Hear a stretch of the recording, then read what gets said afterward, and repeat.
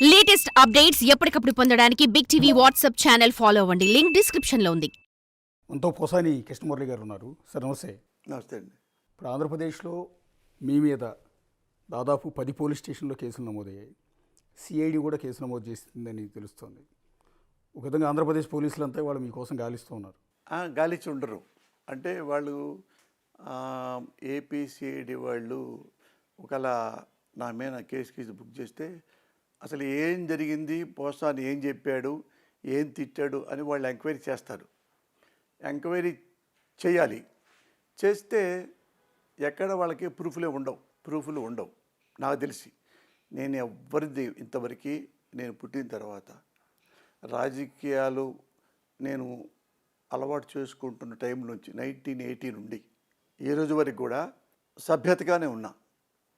ఇప్పుడు ఎవరైతే నన్ను కానీ నేను ప్రేమించే ఒక జాతీయ నాయకుడైనా పార్టీ నాయకుడైనా అన్నెసరీగా అకారణంగా తిడితే నేను గట్టిగా మాట్లాడతా తప్ప నేను అన్యాయంగా ఒక మంచి లీడర్ని కానీ ఇక గొప్ప మహానుభావుని కానీ తిట్టుంటే ఏమి చెప్పక్కల. అక్కడ విజయవాడ నుంచి పోలీస్ డిపార్ట్మెంట్ వాళ్ళు ఫోన్ చేసి పోస్తాని మీరు కేసు పెట్టాము, మీరు డైరెక్ట్గా వచ్చేయండి, నేనే వస్తాను సార్ అని నేనే వెళ్ళి నేను డైరెక్ట్గా వెళ్ళిపోయి వాళ్ళ దగ్గరికి వెళ్ళి సిఐడి ఆఫీసర్ చెప్పండి సార్ నేనేం తప్పు చేశాను, ఏ కేసులు పెట్టారు సార్ తెలుసుకోవాలని ఉందా నేనే చెప్పేస్తాను. అంతేగాని వాళ్ళు కేసు పెట్టారని భయపడి పారిపోయి నేనేం చాలా శోభరాజుని కాదు, ఒక మోసగాడిని కాదు. అరెస్ట్ అవ్వడానికి సిద్ధంగా ఉన్నారు. అరెస్ట్ అవ్వడానికి అంటే అరెస్టు చేస్తారు అంటే ఇక నేనేం మాట్లాడగలను. ఇప్పుడు అరెస్ట్ గారి సిద్ధమే అంటే ఇది స్వతంత్ర పోరాటం కాదు, అరాచక పోరాటం. సొంత పోరాటం అయితే సంతోషంగా వెళ్తాం. ఇప్పుడు సంతోషంగా ఎందుకు వెళ్తాం? ఏం తప్పు చేశారని. మీరు జర్నలిస్టులు చాలా ప్రపంచాన్ని చూసిన వాళ్ళు, పోసాని కృష్ణమురళిని ఎప్పటి నుంచో చూస్తున్న వాళ్ళు, నా రాజకీయ జీవితాన్ని కూడా చూస్తూ ఉన్నారు. నేను రాజకీయ నాయకుడిని కాదు, రాజకీయాలు నాకు ఇష్టం. ఎందుకు ఇష్టం అంటే రాజకీయం అంటే నథింగ్ బట్ సర్వీస్. అది సర్వీసు. ఆ సర్వీస్ గురించి ఆ సర్వీస్ ఎవరి కోసం? మా కోసం, ఓన్లీ ఫర్ పీపుల్. రాజకీయం పేరుతో మా ప్రజలకి అన్యాయం చేస్తే అడగకూడదా అండి? మీరు చెప్పు అశోక్, పెద్ద జర్నలిస్ట్, నువ్వు సీనియర్ మోస్ట్ జర్నలిస్ట్వి.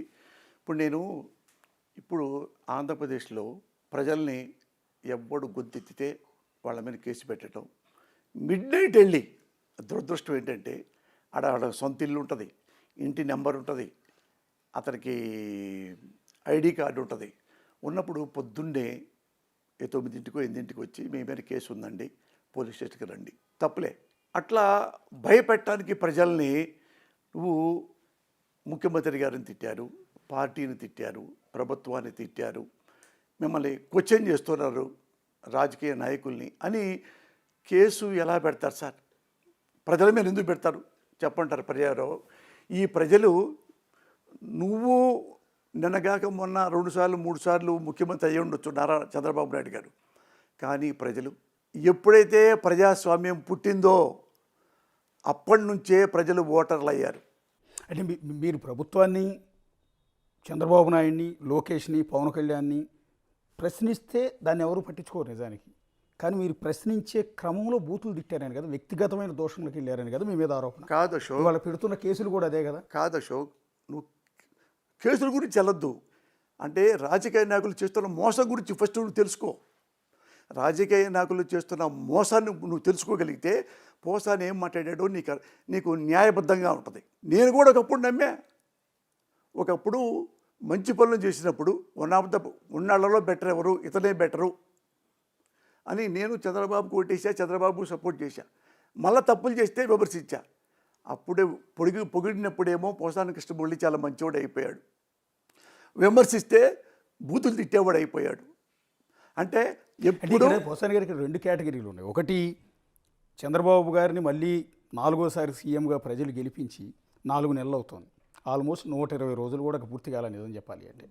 ఈ 120 రోజుల్లో మీకు ఇప్పుడు ప్రజలు ఏడుస్తున్న కష్టాలు, లేకపోతే ప్రజల కన్నీళ్ళు ఈ 120 రోజుల్లో జరిగినాయి అంటారు. గత 5 ఏళ్లలో మీ నాయకుడు జగన్మోహన్ రెడ్డి సీఎంగా ఉన్నారు. అప్పుడు మీకేం కనిపించలేదు పోసాని కృష్ణమురళి గారికి?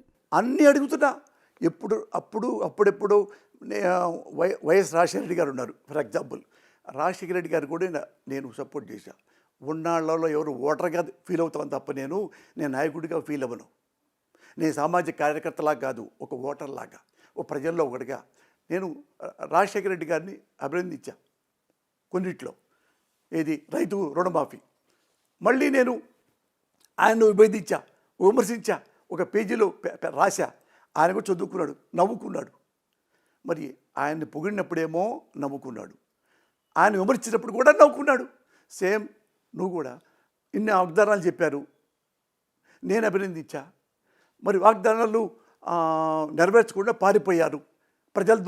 ప్రజా జీవితం నుంచి దూరంగా వెళ్ళిపోయి జడ్ కేటగిరీ పెట్టుకొని నువ్వు ఆఫీసులో ఉంటున్నావు. ప్రజలు క్వశ్చన్ చేస్తే, ప్రజలు ధర్నా చేస్తే, ప్రజలు నిరసన వ్యక్తం చేస్తే లాఠీతో కొడుతున్నావు. అన్ని నువ్వు ఓటు వేయించుకొని ముఖ్యమంత్రి అయ్యి నువ్వు పెద్ద కార్లు పెట్టుకొని జడ్ కేటగిరీకి ప్రజల డబ్బులతో అన్నీ అనుభవిస్తూ ప్రజలు తిడితే జైల్లో పెడతావా? పోసాని కృష్ణమురళి పెడితే జైల్లో పెడతావా?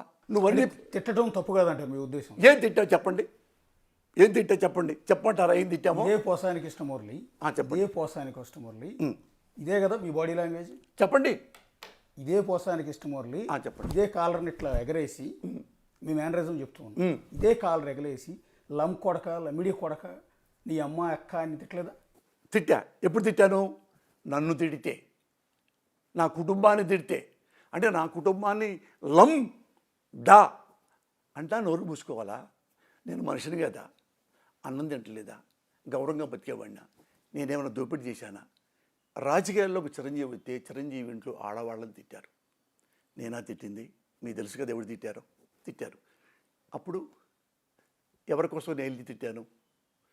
నా భార్యను తిట్టిందనా, నా భార్యను తిట్టారనా, నా పిల్లల్ని తిట్టారనా, మా అమ్మని తిట్టారనా, నా కూతుర్ని తిట్టారనా?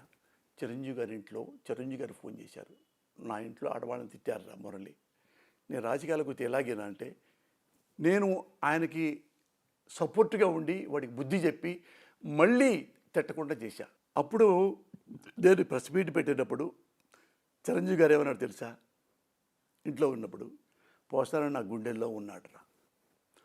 అదే చిరంజీవి పార్టీని అమ్ముకున్నప్పుడు నేను విమర్శిస్తే అదే పోసాని చిరంజీవి గారి కాళ్ళ కింద ఉన్నాడు, ఆయన చెప్పుల కింద ఉన్నాడు. అంత వైరుధ్యం! అసలు చిరంజీవి నాకు ఫోన్ చేస్తే నాకేం సంబంధం, పవన్ కళ్యాణ్ చేస్తుంటే నాకే సంబంధం అని నేను అనుకొని ఉంటే ఈరోజు నాకు ఈ కేసులు రావు. ఎందుకు వస్తాను? పిచ్చ నా కొడుకుని ఎందుకు వస్తాను? సినిమా వాళ్ళు, నేను సినిమా ఇండస్ట్రీలో ఉన్నా, చిరంజీవి గారు మంచోడు అని నేను అనుకున్నా, పవన్ కళ్యాణ్ జెంటిల్మన్ నేను అనుకున్నా. అన్యాయంగా ఇంటూ ఆడవాళ్ళు తిట్టడం ఏంటిరా, పవన్ కళ్యాణ్ భార్య తిట్టడం ఏంటి? పవన్ కళ్యాణ్ జీవితం వ్యక్తిగతం. ఆయన ఒక భార్య, 2 భార్య పక్కన పడాయి. ఏం తప్పు చేయలేదు కదా మీ ప్రజలకి, మీరు ఎందుకు అన్యాయంగా తిడతారు?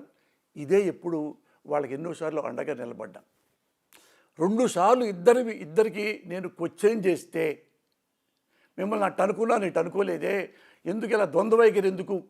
పవన్ కళ్యాణ్ ఓయ్ కూడా అన్నా నేను. చూడండి, ఆ క్లిప్పింగ్స్ ఉంటాయి మీ దగ్గర. For more videos like this, subscribe Big TV channel.